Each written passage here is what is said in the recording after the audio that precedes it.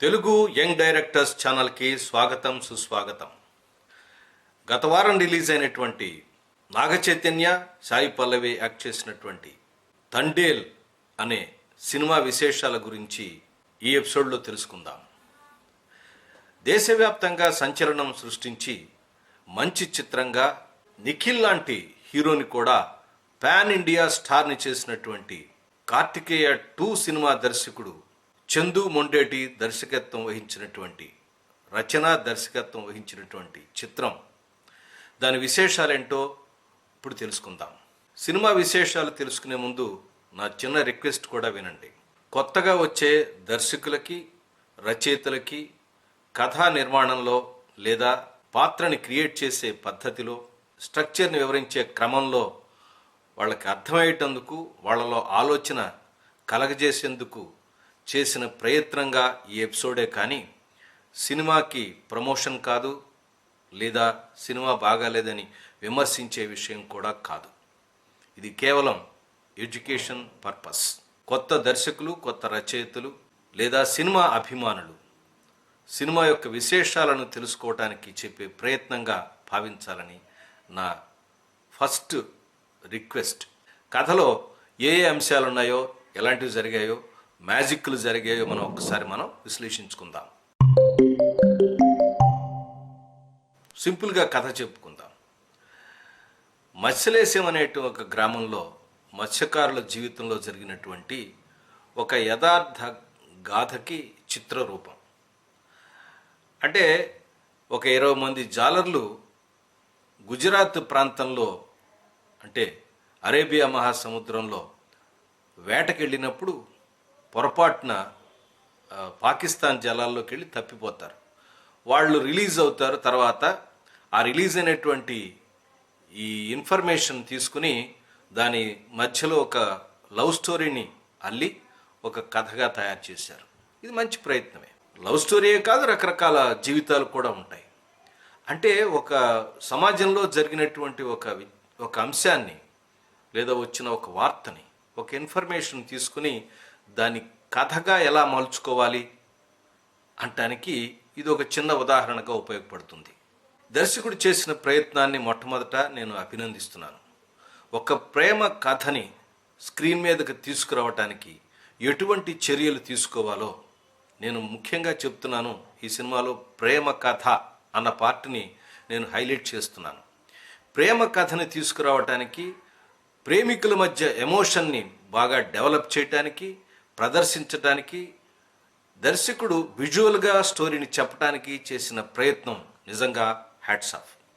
అందుకే ఈ సినిమా నిలబడింది. ప్రత్యేకంగా ఈ లవ్ ట్రాకే ఈ సినిమాని బాగా నిలబెట్టింది.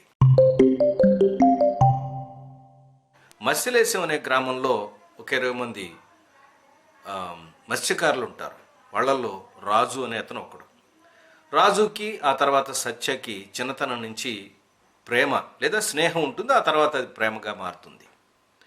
ఈ 20 మంది మత్స్యకారులు కూడా కొన్ని కారణాల వల్ల అక్కడ గుజరాత్ వెళ్ళి దాదాపుగా 9 నెలల పాటు అక్కడే ఉండి అక్కడ కొంత సంపాదించుకుని మళ్ళీ ఇక్కడికి వస్తూ ఉంటారు. ఇది క్రమంగా జరుగుతూ ఉంటుంది. ఆ మత్స్యకారుల కుటుంబంలో ఒక అతను, అంటే ఒక మత్స్యకారుడు వేటకెళ్ళినప్పుడు చనిపోతాడు. మాటల మధ్యలో ఆమె ఆ విషయం గ్రహిస్తుంది. ఏమని?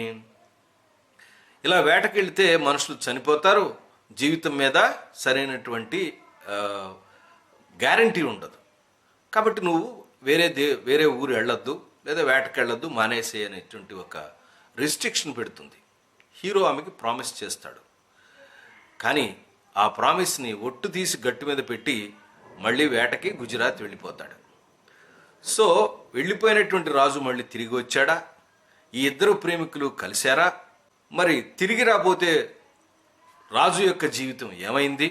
ఒట్టు తీసి గట్టు మీద పెట్టినటువంటి రాజుని మళ్ళీ సత్య కలుసుకుందా, కలుసుకోలేదా? ఈ కథ ఎలా ముగించింది అన్నదే తర్వాత కథ. ఈ సినిమాలో బాగున్నటువంటి పార్ట్లు ఏమైనా ఉంటే అది సాయి పల్లవి యాక్టింగ్, తర్వాత నాగ చైతన్య క్యారెక్టర్లో ఇన్వాల్వ్ అయిన విధానం.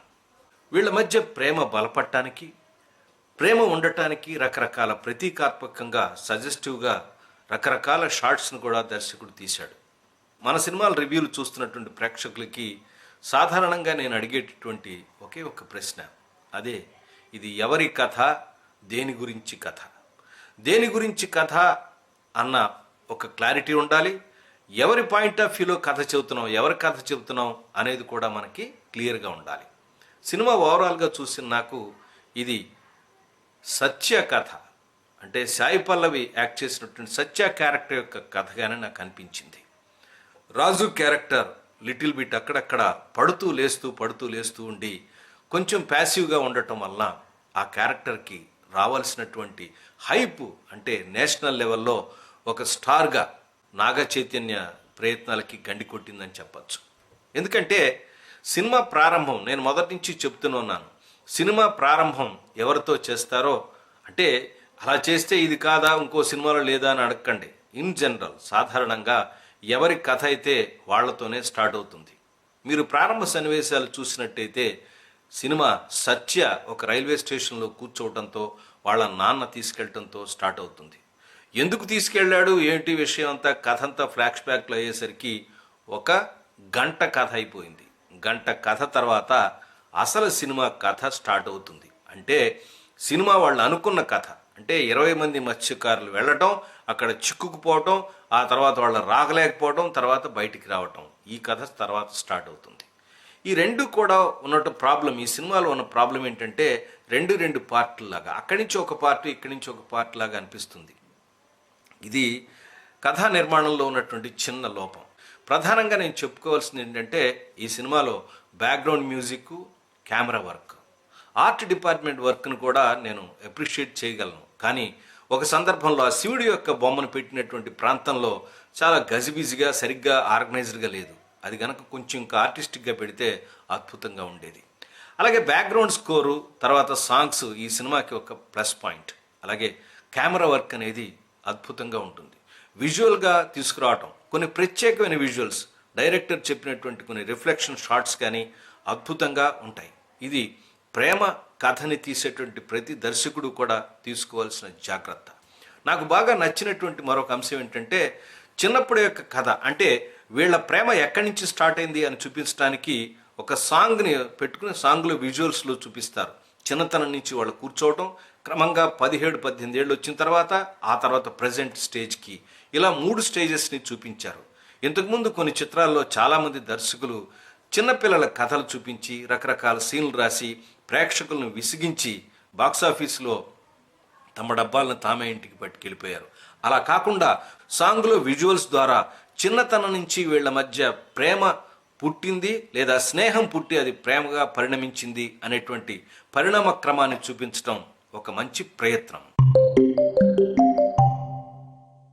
పర్టికులర్గా నేను ఈ సినిమా చూస్తున్నప్పుడు లేదా చూసి వచ్చిన తర్వాత నాకు అనిపించిన అభిప్రాయం ఏంటంటే ముఖ్యంగా 2 విషయాలు. ఒకటి ప్రేమ, రెండవది దేశభక్తి. ఏ విషయాన్ని హైలైట్ చేయాలి, ఏ విషయాన్ని మనం హైలైట్ చేసుకుంటూ వెళ్ళాలి, ఏ పాయింట్ మీద వెళ్ళాలి, దేనికి ఎంత ఇంపార్టెన్స్ ఇవ్వాలి అనే విషయంలో కొంచెం దర్శకుడు ప్రాపర్గా చేయకుండా తడబడ్డాడేమో అనిపించింది. ఈ సైనికులు వాళ్ళ ప్రేమ కథలు లేదా బోర్డర్ ప్రేమ కథలు రకరకాలుగా వచ్చాయి మనకి. అవన్నీ చాలా అద్భుతంగా ఉన్నాయి. అద్భుతంగా నార్త్ ఇండియా నుంచి వచ్చినటువంటి హిందీ సినిమాలు కూడా కొన్ని వచ్చాయి. అవి కూడా మన వాళ్ళు చూశారు, ఆదరించారు. ఇప్పుడు ఈ సినిమాని పాన్ ఇండియాగా రిలీజ్ చేస్తున్నాం కాబట్టి దేశభక్తి కూడా మిక్స్ చేస్తే కొంచెం బాగుంటుంది అనే ఉద్దేశంతో బహుశా దేశభక్తి రగిల్చడం కోసం కొన్ని సీన్లు ఆర్టిఫిషియల్గా తీసుకున్నారు. అవన్నీ సహజంగా అనిపించవు. ఎందుకు అలాగా, ఇది మనం డిస్కస్ చేద్దాం. సినిమా ఏదైనప్పటికీ కూడా పట్టుబడిన తర్వాత వీళ్ళు పాకిస్తాన్లో ఖైదీలు అవుతారు. ఖైదీ అయిన తర్వాత అతని యొక్క డ్రామాటిక్ కాంటెక్స్ట్ ఏంటి, ఏ ఖైదీ అయినా ఏం చెప్తాడు, దానిలో ఒక జైలర్ పాత్ర కూడా చెప్తుంది, బ్రతకడానికి ఉండు, తర్వాత మూర్ఖుల్లా ప్రవర్తించొద్దు అని చెప్పనంటూ. ఆ పాత్ర యొక్క డైలాగ్తోనే మనకు తెలుస్తుంది జైల్లో ఉన్న ఏ ఖైదీ అయినా ఏం చేస్తాడు. అతనికి సర్వైవల్ అంటే బ్రతుకు కోసం పోరాటం. అతను బ్రతికుంటే కదా తర్వాత కార్యక్రమం ఏదైనా, కానీ ఈ బ్రతుకు కోసం చేసే పోరాటమే ప్రాపర్గా మనకి చూపించలేదు. నేను ఈ సందర్భంగా ఇంగ్లీష్లో వచ్చిన ఒక మంచి చిత్రాన్ని, అంటే జైల్ బ్యాక్డ్రాప్లో వచ్చిన చిత్రాన్ని నేను మీకు ఉదాహరణగా చెప్తాను. ఆ సినిమా పేరు శ్వాశాంక్ రిడెంప్షన్. దానిలో హీరో కూడా ఒక bank employee, president vice president అవుతాడు. అతను చెయ్యని నేరానికి బ్యాక్ టు బ్యాక్ 2 శిక్షలు పడతాయి. అక్కడ జైల్లోకి వెళ్ళిన తర్వాత జైలు వాతావరణాన్ని అర్థం చేసుకుని అక్కడ తనను తాను పరిణామం చెందాడు. ఆ తర్వాత తను విడుదలవ్వడానికి అవకాశం లేదు అని తెలుసుకుని అక్కడ జైల్లోంచి ఎస్కేప్ అవుతాడు. అది ఆ సినిమా కథ.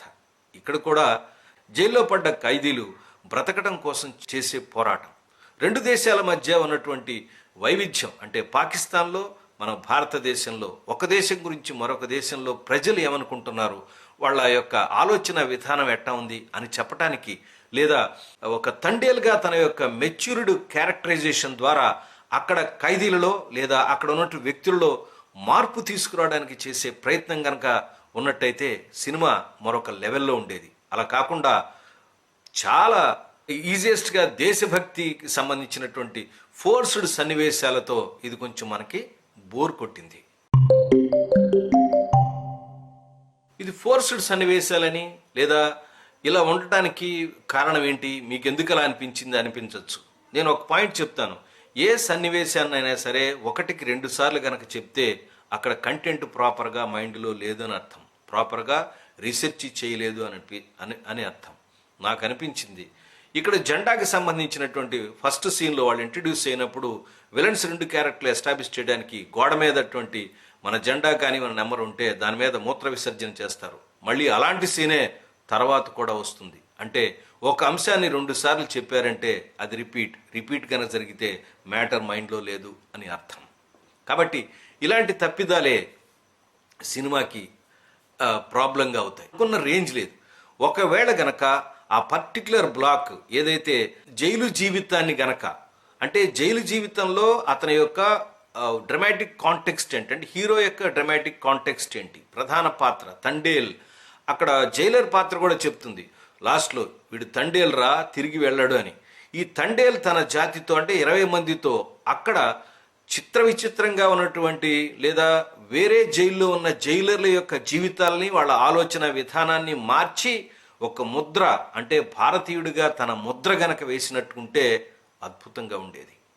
మన ప్రధానమంత్రి రకరకాల దేశాలు తిరిగి మన యొక్క భారతీయ ఆత్మని పరిచయం చేయడానికి ఎలా ప్రయత్నిస్తున్నాడో అది స్ఫూర్తిగా తీసుకుని ఈ పాత్ర కూడా అక్కడ భారతీయ ముద్రని గనక వేయటానికి వాళ్ళ మనసులను మార్చడానికి చేసిన ప్రయత్నం గనక ఉంటే ఇది అద్భుతంగా ఉండేది. అక్కడ కొన్ని సీన్స్ ఉన్నాయి. ఏదైనా ప్రాబ్లంలో ఉంటే అక్కడ ఒక అధికారి, పోలీస్ అధికారి ఉంటే ఇతను రక్షించడం, ఇట్లాంటి కొన్ని సీన్లు కొన్ని చిన్నగా పెట్టారు. అలా కాకుండా క్యారెక్టర్ యొక్క పరిణామ దశను గనక చూపించినట్లయితే బాగుంటుంది. ఇన్స్టెడ్ ఆఫ్ ఆ క్యారెక్టర్లో తండేల్ క్యారెక్టర్లో కాకుండా, అంటే నాగ చైతన్య క్యారెక్టర్లో కాకుండా పర్టికులర్గా సాయి పల్లవి క్యారెక్టర్లో చేంజ్ అనేటువంటి, అంటే పాయింట్ ఆఫ్ వ్యూ ఉంది, యాటిట్యూడ్ ఉంది, చేంజ్ ఉంది, తర్వాత గోల్ కూడా ఉంది. ఈ 4 ఉండటం వల్ల ఈ particular character Sai Pallavi character highlight అవ్వడానికి కారణమైంది. అలాగే క్యారెక్టర్ యొక్క పరిణామం కూడా, మార్పును కూడా నిదానంగా కొద్దిగా చూపించటం అనేది సాయి పల్లవి క్యారెక్టర్కి ప్లస్ పాయింట్ అయింది. ఏ కథనైనా కానీ రాసేటప్పుడు కొత్తగా ఉండే దర్శకులు 2 విషయాలు ఆలోచించాలి. పాత దర్శకులు అవ్వచ్చు, ఎవరైనా ఆలోచించవలసిందే. ఒక ప్రేక్షకుడిగా నా ప్రశ్న, ఇది ఎవరి కథ? సాయి పల్లవి కథ. అక్కడే స్టార్ట్ అయింది, అక్కడ ఎండ్ అయింది. అదే హీరో కథ అయితే హీరోతో స్టార్ట్ చేయొచ్చు. ఒక కథని తీసుకున్నప్పుడు ఎవరి పాయింట్ ఆఫ్ వ్యూలో కథ స్టార్ట్ చేస్తున్నాం అని మనం మొట్టమొదట ఆలోచించాలి. అంటే మొట్టమొదటి సీన్ సాయి పల్లవి చూపించింది కాబట్టి సాయి పల్లవి కథ అంటున్నారా అని అనకండి. సినిమా చూస్తే మీకే అర్థమవుతుంది. అందుకే అంటాను, సినిమా చూసి మీ అందరూ కూడా ఈ విశ్లేషణలో ఉన్నటువంటి చెప్పినటువంటి అంశాలని మీరు కూడా ఆలోచించాలని నా యొక్క రిక్వెస్ట్. ఈ సినిమాని నేను మన థంబ్నెయిల్లో చెప్పినట్టుగా ఇది చిటితల్లి కథ, తండేల్ రాజు కథ కాదు. తండేల్ రాజు కూడా కథలో ఉంటుంది. ఒక కథ చెప్పినట్టు హీరోయిన్ కథ చెప్తే హీరోయిన్ అంటే హీరో ఉంటాడు కదా, అలాగే ఉంటుంది. కాబట్టి ఈ సినిమాకి దర్శకుడు హీరోయిన్కి ఇచ్చిన ఇంపార్టెన్సు హీరోకి ఇవ్వలేదు, కానీ కష్టం ఇద్దరు పడ్డారు. అలాగే సాయి పల్లవి నటనలో కూడా నాకు ఎందుకునో చాలా సందర్భాల్లో ఒకటే టైప్ ఆఫ్ ఎక్స్ప్రెషన్, రెండోది డాన్స్ కూడా మూమెంట్స్ చాలా రిపీటెడ్ డాన్స్ మూమెంట్స్, పెద్దగా ఆమె డాన్స్ని ఎక్స్పోజ్ చేసే మూమెంట్స్ లేవు, మామూలుగా అయిపోయింది. అలాగే ఈ పుష్ప రిలీజ్ అయిన తర్వాత చాలామందికి ఈ రకరకాల అమ్మవార్ల మీద ఆ వేషాలు వేసుకుని డాన్స్లు వేయటం, ఆ బ్యాక్డ్రాప్లో తీసుకురావడం, ఇవన్నీ ఒక రకమైనటువంటి ఇంపాక్ట్ని కూడా క్రియేట్ చేసినాయి. ఇలాంటి కథ కూడా ఇంతకుముందు చాలా వచ్చాయి, రోజా అని, తర్వాత బోర్డర్ అని. ఈ మధ్యకాలంలో కూడా దేశభక్తిని చిందించే సినిమాలు, సనీ డియోల్ సినిమాలు కూడా మనకు వచ్చాయి. ఇవన్నీ బాగా పరిచయమైనవి, ఇవన్నీ కొత్త కాదు ఇది దేశభక్తిని మిళితం చేయటం. కానీ ఈ పర్టికులర్ పార్ట్లో మాత్రం అది కొద్దిగా పొసగలేదు, ఆ పాకిస్తాన్ ఎపిసోడ్ సరిగ్గా పొసగలేదు. ఒకే 20 మంది జాలర్లని రక్షించుకొచ్చిన తండేల్ కథ చెప్పాలనుకున్నావా? తండేల్ కథలో అంటే దాని బ్యాక్డ్రాప్ అంటే ఈ లవ్ స్టోరీలో అదొక బ్యాక్డ్రాప్ అనుకున్నారా? లవ్ స్టోరీలో అదొక పార్ట్ అయిపోయింది కదా. సో కథ చెప్పాల్సిన ఎవరి పాయింట్ ఆఫ్ వ్యూలో? తండేల్ రాజు పాయింట్ ఆఫ్ వ్యూలో చెప్పాలి. సో ఇది ఈ సినిమాలో నాకు అనిపించినటువంటి కథాపరమైనటువంటి చిన్న లోపం. కాబట్టి దయచేసి అర్థం చేసుకుని యంగ్ డైరెక్టర్స్, రైటర్స్, సినిమా అభిమానులు కూడా సినిమాని చూడండి. చాలా బాగుంది cinema. Love story, cute love story, చాలా అద్భుతంగా చేశారు. ముఖ్యంగా పాటల కోసం, వీళ్ళ మధ్య ఉన్నటువంటి లవ్ ట్రాక్ కోసం, వీళ్ళ యొక్క నటన కోసం, కొత్తగా ఉన్నటువంటి ఒక సబ్జెక్ట్ని చెప్పాలనే ప్రయత్నం, దర్శకుడి ప్రయత్నం కోసం మనం తప్పకుండా ఈ సినిమాని చూడాలి. సినిమా చూసి మీ అభిప్రాయాలను కూడా నాకు తెలియచేయండి. తర్వాత మరొక అంశంతో మళ్ళీ కలుస్తాను. అప్పటిదాకా నమస్కారం.